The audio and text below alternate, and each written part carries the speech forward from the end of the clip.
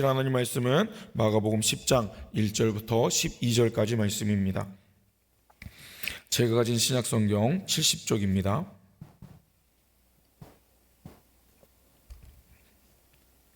마가복음 10장 1절부터 12절까지 말씀 한 절씩 읽겠습니다. 예수께서 거기서 떠나 유대 지경과 요단강 건너편으로 가시니 무리가 다시 모여들거늘 예수께서 다시 전례대로 가르치시더니 바리새인들이 예수께 나와 그를 시험하여 묻되 사람이 아내를 버리는 것이 옳으니까 대답하여 이르시되 모세가 어떻게 너희에게 명하였느냐. 이르되 모세는 이혼 증서를 써 주어 버리기를 허락하였나이다. 예수께서 그들에게 이르시되 너희 마음이 완악함으로 말미암아 이 명령을 기록하였거니와 창조 때부터 사람을 남자와 여자로 지으셨으니 이러므로 사람이 그 부모를 떠나서 그 둘이 한 몸이 될지니라. 이러한 즉 이제 둘이 아니요 한 몸이니 그러므로 하나님이 짝지어 주신 것을 사람이 나누지 못할지니라 하시니라. 집에서 제자들이 다시 이 일을 물으니 이르시되 누구든지 그 아내를 버리고 다른 데에 장가드는 자는 본처에게 간음을 행함이요 또 아내가 남편을 버리고 다른 데로 시집가면 간음을 행함이니라. 아멘. 기도를 시작한 오늘 하루 가운데 주님의 크신 은혜와 기쁨이 넘치시기를 주님의 이름으로 축복합니다. 우리는 마가를 따라 예수님의 생애를 한 발 한 발 따라 나가고 있습니다. 지금 예수님은 공생의 2년을 마치시고 이제 십자가를 지러 예루살렘으로 가십니다. 우리는 3월 31일 부활주일 때까지 마가가 기록한 예수님의 마지막 사역을 함께 읽게 되었습니다. 우리가 사순절을 지키지는 않지만 매일 새벽마다 이 마가가 본 예수님의 생애를 함께 따라가면서 예수님의 사역을 더 깊이 이해하기를 원합니다. 그래서 이 시간을 통하여서 나를 위해 십자가를 지신 그 예수님의 사랑을 깊이 묵상하실 수 있기를 주님의 이름으로 축복합니다. 함께 읽은 1절의 말씀 읽겠습니다. 예수께서 거기서 떠나 유대 지경과 요단강 건너편으로 가시니 무리가 다시 모여들거늘 예수께서 다시 전례대로 가르치시더니 아멘. 이전에 9장에서 가버나움에서 사역하셨던 예수님께서 이제 유대 지역 예루살렘으로 이동하십니다. 1절이 말하는 유대 지경과 요단강 건너편은 베레아 지방을 말하는데요. 베레아는 사마리아의 요단강 맞은편이자 구약에서 모세가 죽은 느보산이 있는 지역을 말합니다. 당시 팔레스타인을 세 가지 행정구역으로 나눈다면 위에서부터 갈릴리, 사마리아, 유대 지역으로 구분할 수 있습니다. 유대인들은 갈릴리와 유대 지역에 살았는데요. 사마리아인들이 사는 사마리아 지역을 지나가는 것을 유대인들은 부정한 것으로 여겼습니다. 그래서 가운데 있는 사마리아 지역에 가지 않기 위하여서 우회하였습니다.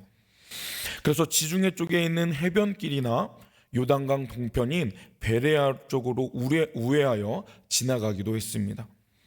오늘 본문에는 기록되어 있지 않지만 원래 이번에 갈릴리에서 유대로 지나가는 이 여행에서 예수님은 사마리아 쪽으로 들어가셨습니다. 하지만 사마리아인들이 반항하고 예수님을 거부하였기에 베레아 지방으로 돌아가신 것이죠. 이 기록은 누가복음 9장에 기록되어 있습니다. 예수님께서 베레아 지역으로 가시자 또다시 수많은 사람들이 모여들었고 예수님은 그들에게 천국 복음을 전해주십니다. 그런데 그런 예수님을 따라다니면서 트집을 잡는 자들이 또다시 등장하죠. 2절 말씀 같이 읽겠습니다. 바리새인들이 예수께 나와 그를 시험하여 묻되 아멘. 당시 종교 지도자들이었던 바리새인들이 갈릴리에서도 예수님을 따라다니며 트집을 잡기 위해 애썼습니다. 그들은 율법주의자였으나 겉으로만 율법을 지키려 하는 외식하는 자들이었죠. 그들이 이제 베레아까지 따라와서 예수님을 난처하게 할 질문을 던집니다. 바리새인들이 예수님께 와서 사람이 아내를 버리는 것이 옳습니까? 라고 묻습니다. 당시에 가부장적인 관점으로 당신은 여성의 인권이 오늘과 같지 않았기에 이 결혼의 여부는 남성 중심적인 영역이었습니다. 그래서 이혼하는 것을 아내를 버리는 것이라고 표현한 것이죠. 그들의 의도는 불순하였습니다. 그리고 이미 그들은 답을 정하고 있었습니다. 그런데 그 답이 논란이 되는 답이었기 때문에 예수님을 넘어뜨릴 의도로 그 질문을 했던 것이죠. 그 율법을 해석하는 데 있어서 두 의견이 서로 대립되기에 그 논쟁에 예수님을 참여시키기 위해 예수님을 물었던 것입니다. 그들이 말하는 이 율법은 신명기 24장 1절의 말씀입니다. 제가 읽겠습니다. 사람이 아내를 맞이하여 데려온 후에 그에게 수치가 되는 일이 있음을 발견하고 그를 기뻐하지 아니하면 이혼 증서를 써서 그의 손에 주고 그를 자기 집에서 내보낼 것이요 라는 말씀을 근거하여서 이들은 이혼에 대해서 예수님께 묻는 것입니다. 이 율법은 두 가지 방식으로 해석되고 그 해석되는 것이 대립되었습니다. 첫 번째로 율법을 엄격하게 지켜야 한다라고 주장하는 자들은 여기에서 말하는 수치되는 일을 간음의 영역으로 보고 간음하는 일 외에는 이혼을 하지 못한다라고 주장하였습니다. 하지만 이 율법을 조금 자유롭게 해석하기를 원하는 자들은 이것을 어떠한 조건인지 상관없다라고 해석하여서 무슨 일이든 자신이 원하면 이혼이 가능하다라고 해석하고 있었던 것이죠.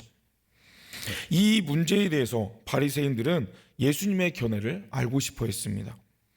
그리고 예수님께서 이 둘 중에 하나를 선택하게 된다면 이 대립되는 논쟁에 예수님이 한쪽의 편을 들었다고 하여 이 논쟁에 가담시키려 하는 의도를 가지고 물었던 것이죠.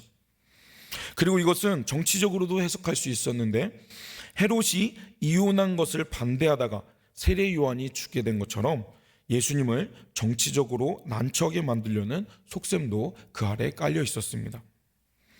자신들이 생각했을 때 어떠한 답변을 한다 할지라도 논란이 될 질문으로 예수님을 난처하게 만들 계획을 가진 것이죠. 그들은 지극히 인간적인 생각으로 접근하였습니다. 그런데 그들이 놓쳤던 것이 있는데 예수님은 하나님이셨다는 사실입니다. 그들의 생각에 난처한 문제도 예수님께는 문제가 되지 않았습니다. 율법을 만드신 그리고 율법 이전에 계신 분이셨기에 둘 중에 하나의 견해를 따르지 않으시고 이 율법이 만들어진 배경, 그 밑에 있는 그 안에 있는 하나님의 의도에 대해서 예수님께서 말씀하고 계십니다. 3절에서 예수님은 그들에게 모세가 너희에게 어떻게 명하였는지를 물으십니다. 예수님은 그들의 의도를 이미 다 알고 계셨습니다. 그래서 하나하나 그들의 의도가 가진 맹점을 깨트리길 원하신 것이죠.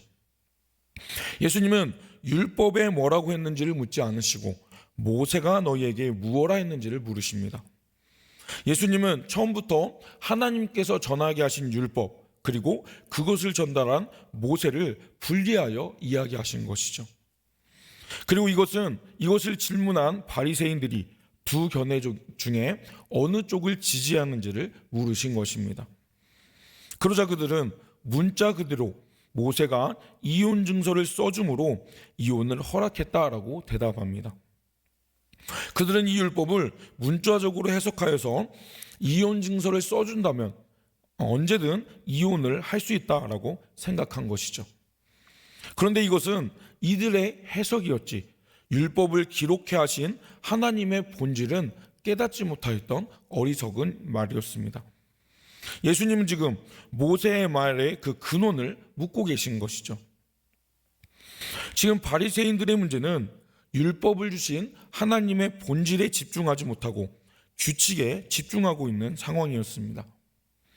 하나님은 율법을 통해 우리의 죄인됨을 인정하고 하나님의 은혜를 바라기를 원하시는 분이십니다.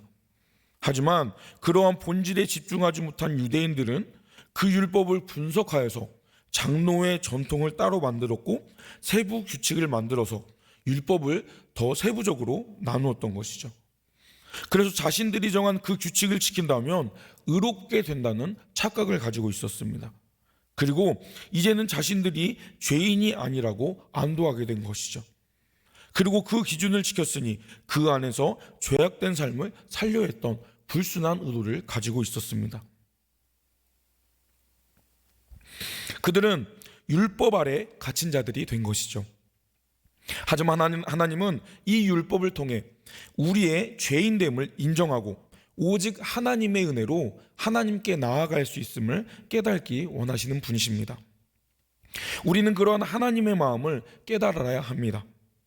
원칙적인 기준을 세워 죄인이냐 의인이냐를 기준하고 구분하기에는 우리에게는 아무런 자격이 없습니다.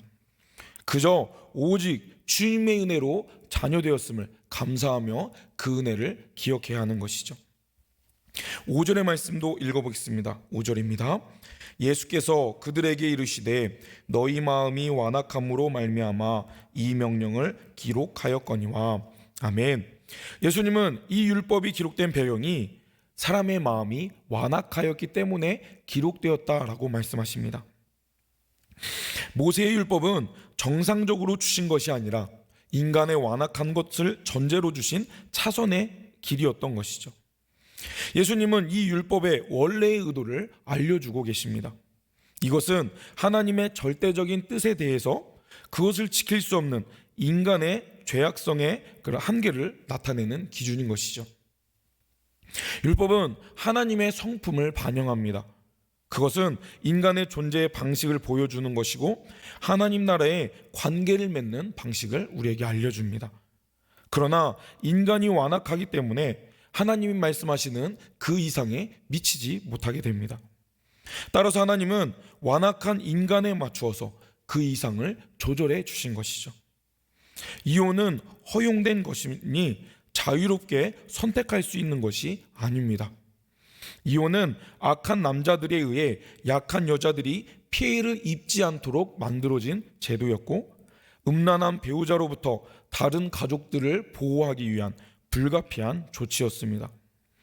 하나님의 이러한 사랑을 만용의 근거로 사용할 권리는 우리에게 없는 것이죠. 예수님은 하나님의 원래의 의도를 설명하기 위해 창조 때로부터 이야기를 시작하십니다. 율법보다 앞서 기록된 창조의 원리까지로 거슬러 올라가시는 것이죠. 오늘 본문 6절부터 9절까지의 말씀 같이 읽어볼까요? 창조 때로부터 사람을 남자와 여자로 지으셨으니 이러므로 사람이 그 부모를 떠나서 그 둘이 한 몸이 될지니라. 그러므로 하나님이 짝지어진 것을 사람이 나누지 못할지니라 하시더라. 아멘. 하나님이 부부 제도를 창조하시고 일부 일처 제도를 창조하셨습니다. 그리고 둘이 부모를 떠나 한 몸이 되었다는 것은 단순히 육체적인 결합만을 말하는 것이 아닙니다. 서로 한 몸, 한 인격이 되었다는 것이죠. 성인이 되면 부모를 떠나 이성을 만나 새로운 가정을 형성하도록 하나님이 인간을 창조하셨고 그 과정을 통해 달랐던 두 사람이 하나가 되어서 한 몸, 한 인격이 되었다는 것을 말합니다. 하나님께서 짝지어 주신 이 가정은 하나님께서 창조하신 관계입니다. 따라서 피조물인 인간이 이것을 파괴할 수는 없다라고 예수님께서 말씀하신 것이죠. 예수님은 바리새인들이 파놓은 그 덫을 둘 중에 하나를 선택하는 것이 아니라 그 율법을 기록하게 하신 하나님의 뜻하심을 말씀하심으로 그들이 파놓은 함정을 아무렇지 않게 넘어가셨습니다. 그리고 이제 시간이 지나 10절에 이 사건이 있은 이후에 제자들이 집에 모여 있을 때 이 문제에 대해서 제자들은 다시 예수님께 묻습니다. 아마도 제자들은 바리새인에게 주신 이 예수님의 가르침이 급진적이고 단호했기 때문에 그것을 놀랐던 것으로 보입니다. 그런 그들에게 예수님은 다시 한번 이 이혼이 얼마나 부당한 것인지를 강조하고 계신데요. 11절과 12절 말씀 마지막으로 같이 읽겠습니다. 이르시되 누구든지 그 아내를 버리고 다른 데로 장가드는 자는 본처에게 간음을 행하며 또 아내가 남편을 간음을 행함이니라. 아멘. 하나님께서 짝지어 주신 이 창조의 원리는 불변의 원리이기에 가령 이혼 증서를 써 주었다 하더라도 하나님의 원리에서 승인되지 않는다라고 예수님께서는 한 번 더 단호하게 말씀하십니다. 그런데 예수님은 지금 바리새인에게 이혼에 대한 그들의 태도가 잘못되었음을 지적하고 계셨음을 우리는 기억해야 합니다.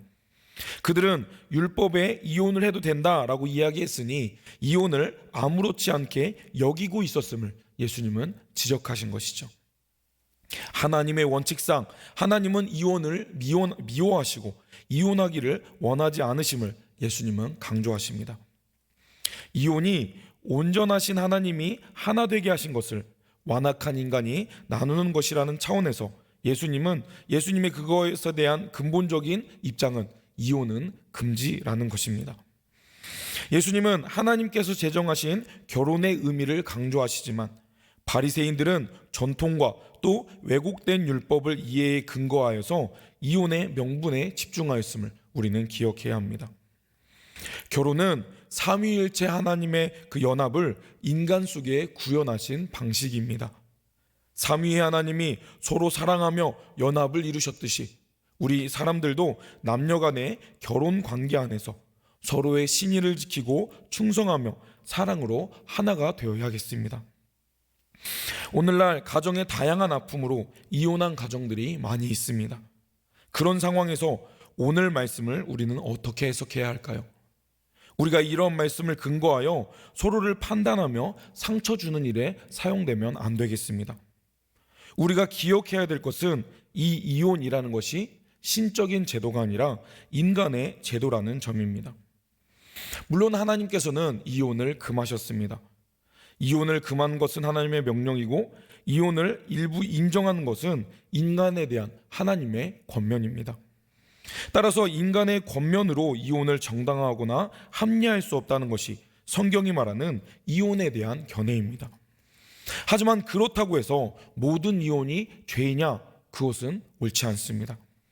오늘날 이혼은 그리스도인이라고 해서 피할 수 있는 것이 아니라는 것을 우리는 잘 알고 있습니다. 성경은 이혼에 대해서 침묵하지 않고 적법하게 이혼한 사람을 비난하지도 않는다는 것을 우리는 기억해야 합니다. 이혼했다는 것은 용서받을 수 없는 죄가 아닌 것이죠. 성경이 말하고 있는 수많은 죄의 목록 중에 이혼의 죄는 단 한 번도 언급되지 않았습니다. 따라서 우리는 하나님의 원칙과 인간의 부족함 사이에서 우리가 어떠한 자세를 가져야 할지에 대해서 생각해야 하는 것이죠. 하나님의 원칙을 기억하고 그것을 추구하되 율법을 기준으로 다른 사람을 정죄하고 판단하거나 그 율법의 조항을 지키는 것에만 집중하여서 외식하는 모습이 되지 않도록 주의해야겠습니다. 말씀을 맺겠습니다. 결혼이라는 것은 하나님께서 짝져 주신 신성한 것이니 음행이나 부당한 이혼으로 훼손해서는 안 됩니다. 하지만 인간의 완악함은 끊임없이 자신의 변명과 자기 합리화로 표현되기에 유대 종교 지도자들은 이 율법을 자신의 욕망을 합리화하고 또 자기 정당화하는 도구로 사용하였습니다. 그것이 옳지 못하였음을 주님께서 지적하고 계신 것이죠. 신성한 관계인 혼인조차 더럽히면서 이를 율법으로 정당화하는 것이 옳지 못한 것입니다. 하지만 모세가 이혼을 허락한 것은 불가피한 허용이었습니다. 이것을 불의한 이혼으로 정당화하는 근거로 쓰이면 안 되는 것이죠. 예수님은 오늘 우리에게 높은 수준의 도덕성을 요구하십니다. 함부로 배우자를 버리거나 음행으로 이혼의 빌미를 제공해서는 안 된다 말씀하고 계십니다. 교회 공동체는 다양한 상황 때문에 이혼한 자들을 이해하되 우리가 기억해야 할 기준이 무엇인지를 명확히 해야겠습니다. 결혼에 관한 하나님의 본래의 의도는 한 남자와 한 여자가 결혼이라는 관계 안에서 서로 의존하고 정절을 지키는 것입니다. 그 안에서 충만한 섬김과 사랑을 나누며 주님의 나라를 가정을 통하여서 경험해야 하는 것이죠. 주님을 따르는 제자라면 이러한 부부 관계 안에서 자신을 부인하고 서로를 힘써 사랑하고 섬겨야 하겠습니다. 그렇게 하나님께서 기뻐하시는 복된 가정을 세워가시기를 주님의 이름으로 축복합니다. 기도하겠습니다. 사랑의 주님, 오늘 귀한 말씀을 통하여서 이혼에 대한 하나님의 관점과 우리가 무엇을 생각해야 될지를 함께 생각해 보게 하신 감사합니다. 오늘날 많은 어려움과 상처 가운데 불가피한 결정을 하는 이들도 있을 터인데, 주님, 우리가 그들을 정죄한 눈빛으로 바라보지 않게 하시고 또 우리 안에 그것을 부끄러운 것으로 여기지 않도록 주님 함께하여 주셔서, 하지만 우리가 무엇보다 기억해야 될 것은 하나님께서 원하시는 것이 무엇이고 하나님의 기준이 무엇인지를 우리가 기억하여 우리가 그 기준에 합당하게 하나님의 원리를 깨달아 알아가는 자들이 될 수 있도록 주님 함께하여 주셔서, 하나님께서 우리 가정에게 원하시는 그것을 기억하면서 우리가 가정 가운데 더 사랑이 넘치고 더 하나 되고 하나님의 은혜를 강구하는 은혜의 공동체 될 수 있도록 주님 함께하여 주옵소서. 그래야 우리 추천교회 모든 성도님들 가정 가운데 또 온라인으로 이 영상을 보며 함께 기도로 동역하는 모든 동역자들 가운데 하나님의 은혜가 충만히 넘쳐날 수 있도록 주님 함께하여 주옵소서. 우리의 가정들을 붙들어 주옵소서. 깨어진 관계가 회복되어지고 하나 되고 하나님의 창조 원리에 합당한 은혜가 넘치는 복된 가정들로 세워져 갈 수 있도록 주님 함께 하시고 역사하여 주옵소서. 그래야 하나님께서 원하시는 그 원리를 기억하며 주님께서 기뻐하시는 귀한 가정을 세워갈 수 있도록 우리의 가정 가운데 주님 은혜 내려주시고 함께하여 주옵소서. 우리를 풍성케 하실 예수님 이름으로 기도드립니다. 아멘. 들었던 말씀 생각하시면서 기도하기 원합니다. 우리의 가정을 사랑으로 하나 되게 해달라고 서로 격려하며 사랑하는 공동체가 되게 해달라고 기도합시다. 양육 과정들이 진행되고 있습니다. 오늘 있을 육아 사랑방, 또 내일 있을 세수식반을 위해 기도해 주십시오. 또 주일에는 교사 워크숍을 진행하는데 그 귀한 사역들을 통하여서 다음 세대에 대한 사역의 방향성을 확보하는 은혜가 있게 해달라고 기도해 주십시오. 우리 초청교회가 더 은혜가 흘러넘치는 사랑의 공동체가 되게 해달라고, 기억나는 연약한 성도들을 위해 또 개인적인 기도 제목들을 놓고 이 시간 주여 한번 부르시고 합심해서 기도하겠습니다. 주여.